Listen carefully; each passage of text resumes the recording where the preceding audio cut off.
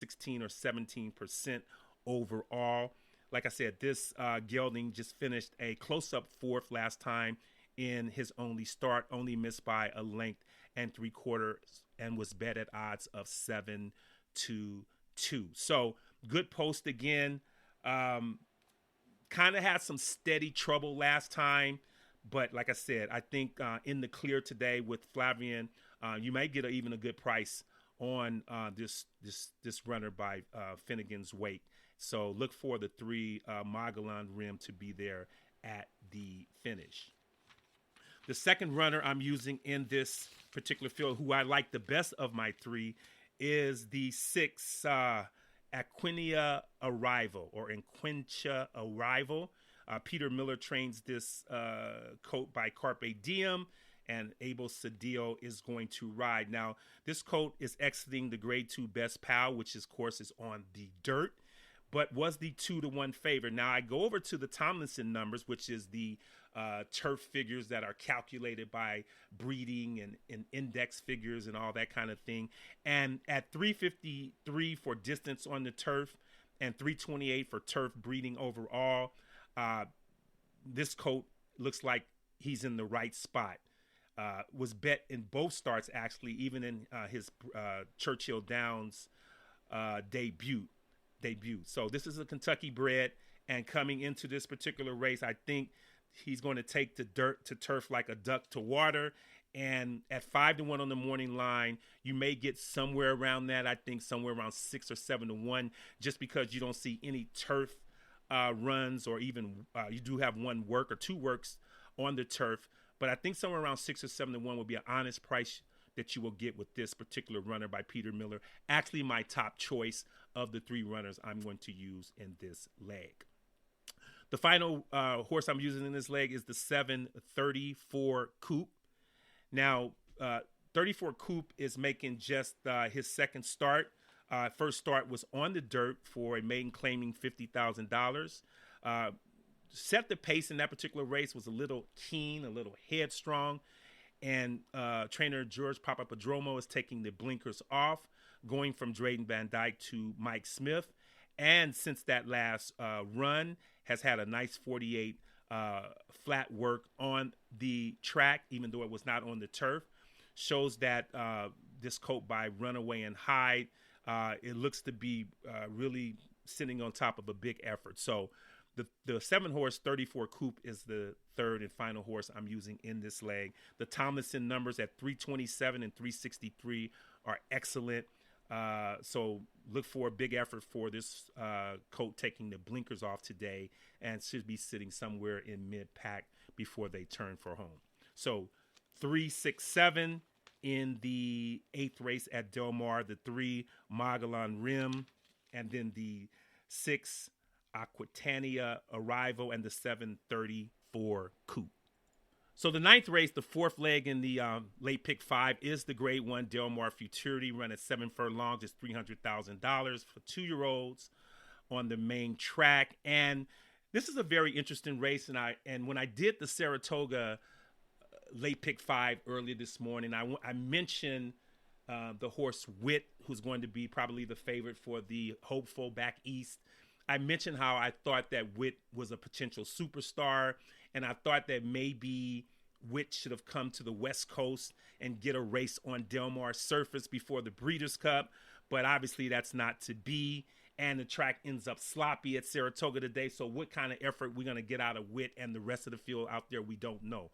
However, Steve Asmussen sent the 6-horse here, American Experiment, out west after breaking the maiden at Saratoga by 5 lengths in a race that came off the grass. Now, I'm kind of the one that looks at this particular horse, and even though he got a nice buyer, this 2-year-old colt by Nyquist, the plans were not to put this horse on the trail of the hopeful.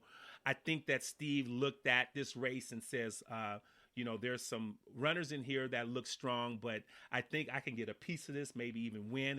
If nothing less, see how he performs on this track, knowing that the Breeders' Cup will be here in 2 months. So I don't like the horse in this particular race, but I thought it was very interesting. But I do think he is going to be a factor as far as pace is concerned.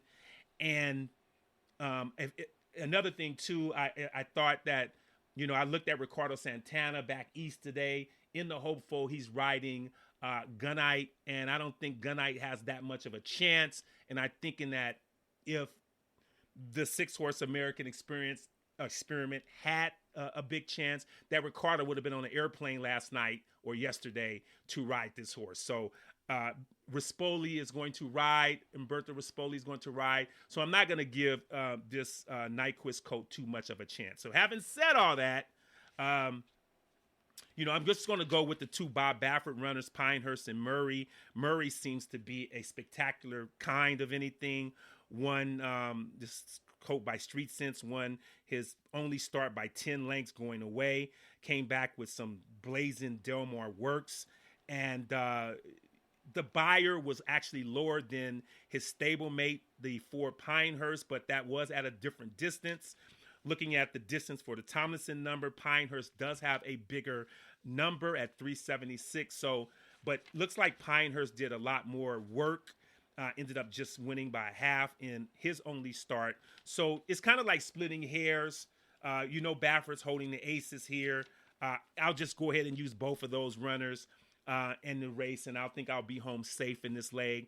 The number 1, Papa Cap, is the only stakes winners in this race, or the stakes winner in this race. Just won the Grade 2 Best Pal, but it was a very, very low number on this surface after coming from Gulfstream. So the rail, I think, is going to hurt.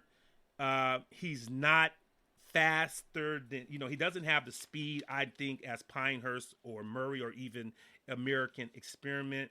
Now, Gun Runner is off to just like one of the most incredible starts as a sire already. And Mark Cassidy trains this horse. But like I said, I don't want, it's 6 horses in the field. I can throw Papa Cap in there as well as American Experiment, but I don't want to. I am going to take a stance. I think the Baffert runners have the best post positions right in the middle of the field, and I'm just going to go with them, and I don't think Papa Cap can overcome that real position and run down Murray and Pinehurst. So I'm just going to stick with Pinehurst and Murray in the Grade 1 Del Mar Futurity. Race 10 is the final race of the late pick 5 sequence. It's the final race of the day and the final race of the Del Mar meet. And it's been a good meet for me at Del Mar. I think Del Mar is actually a more tricky track to handicap than Saratoga is, even with Saratoga has all its weather issues. But I think I've done well at Del Mar this year. It's my home track. I made one trip there, I think the opening weekend. And like I said, I just got back from Saratoga. And, I haven't been able to go back to Del Mar. But I think I got a pretty good grasp of how they run there. And, like I said, it's been a good meet for me. And closing it out here in the 10th race in the late pick 5, I'm going to try to come home and finish strong. So let's start with the 1, Timbo. Timbo is trained by Mike McCarthy, and Umberto Rispoli is going to ride. Umberto Rispoli is a lot of times known as the best turf rider, even better than Flavien Prat here on the Southern California circuit. And Mike McCarthy with this horse here, it hasn't been seen since November, the Bing Crosby meet here at Del Mar. But Mike McCarthy is like 22% with these type returners. And this gelding broke his maiden last time for an optional claiming $50,000. And this race here is a flat mile on the turf, and its allowance $50,000 today, and 10 are going to run. If I forgot to mention that, it's like I'm trying to get through this. But I'm not of the cloth anymore of runners that need a race back. Now this is shortening up, and it looks like Timbo is going to need a fast pace, and I think he will get it.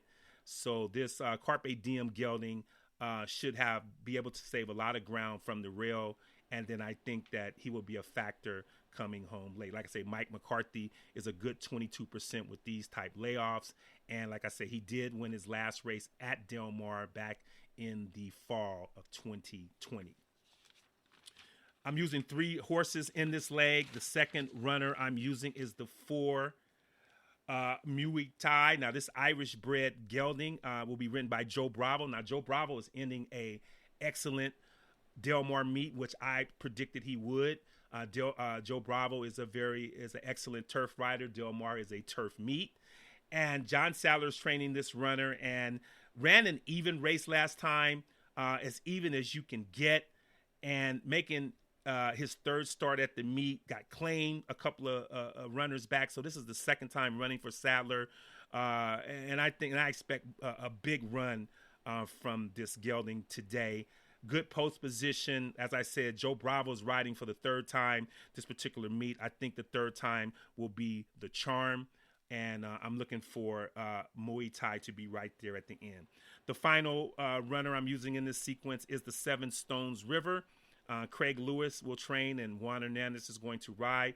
Kind of a slow meet for Craig Lewis, who usually does well down at Del Mar, but not so good this year. But this is Stones River's third trip to Del Mar, third race today, and been on the lead in both starts.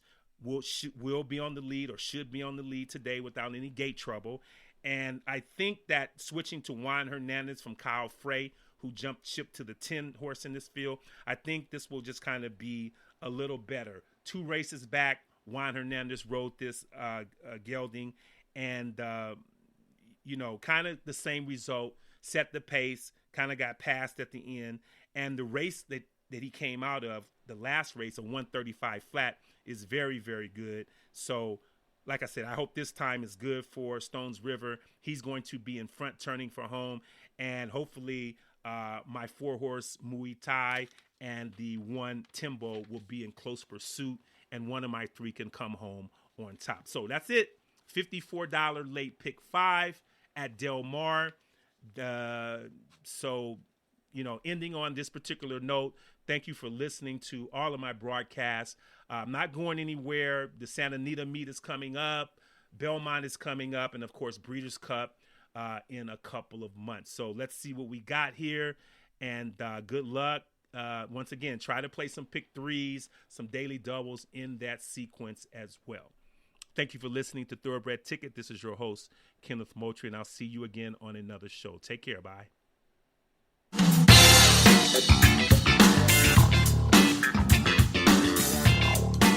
This has been the exotic wager portion of Thoroughbred Ticket with your host, Kenneth Moultrie. Please tune in again next time, and especially share if this show gave you a pick 4, 5, or 6 that catapulted you to having a great day at the track.